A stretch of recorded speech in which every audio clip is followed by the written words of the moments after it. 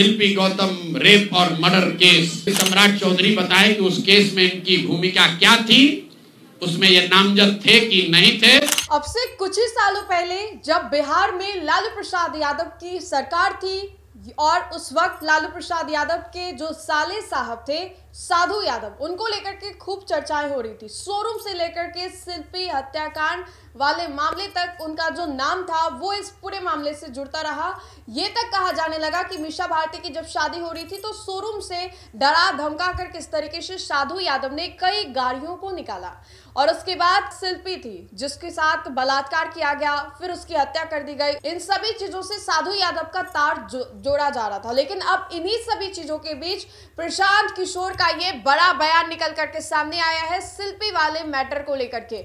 और इसमें आप सुन करके हैरान हो जाएंगे कि प्रशांत किशोर ने किसी और का नहीं बल्कि बिहार के उप मुख्यमंत्री सम्राट चौधरी का नाम जोड़ दिया। जी हां, आपको बताएं तो बिहार के उप मुख्यमंत्री सम्राट चौधरी को इसमें आरोपित जो हैं वो प्रशांत किशोर बता रहे हैं। वैसे में प्रशांत किशोर बीते कुछ दिनों से लगातार मोर्चा खोले बैठे हैं, कभी अशोक चौधरी को लेकर के, कभी संजय जायसवाल, दिलीप जायसवाल और अब सम्राट चौधरी को लेकर के। शिल्पी गौतम रेप और मर्डर केस, जिसमें एक डॉक्टर के लड़के को और शिल्पी गौतम के साथ ऐसा आरोप लगा था कि उनके साथ सामूहिक बलात्कार और उसके बाद उनकी हत्या कर दी गई थी।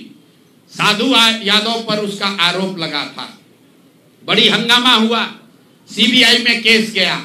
मैं आपके माध्यम से आज पूछ रहा हूं कि क्या अभी के उप मुख्यमंत्री सम्राट चौधरी उर्फ राकेश कुमार उर्फ सम्राट कुमार मौर्य उस केस में संदिग्ध अभियुक्त के तौर पर नामजद थे या नहीं थे, ये प्रेस में वो बता दें, उसके बाद हम उसका डॉक्यूमेंट आपको जारी करेंगे कि इनका सीबीआई ने इनको अभियुक्त के तौर पर इनकी जांच की थी कि नहीं, उस मुकदमा में इनको नामजद संदिग्ध बनाया गया था कि नहीं। ये सीधा आपको बता रहे हैं। ये आए और ये पूरा केस तब के भाजपा के नेता सुशील कुमार मोदी जी ने उठाया था और तब सम्राट चौधरी यही साधु यादव और राजद के गैंग के हिस्सा थे। और अब वो बता दें, हम इतना ही बोल रहे हैं, अभी से भी गांधी जी ने कहा है गलती हो गई तो आकर माफी मांग लो, आकर बताइए कि उस केस में आप अभियुक्त के तौर पर आपको सीबीआई ने आपकी जांच की थी कि नहीं की थी, आपके सैंपल टेस्ट लिए गए थे कि नहीं लिए गए थे, आपके उस घटना में क्या संलिप्तता है नहीं है, ये बताइए। उस केस में आपको बता देते हैं लालू जी का प्रभाव था, साधु यादव को बचाने के लिए केस को बंद कर दिया गया, लेकिन वो केस खत्म नहीं हुआ। पटना के एक एक आदमी को याद है वो घटना।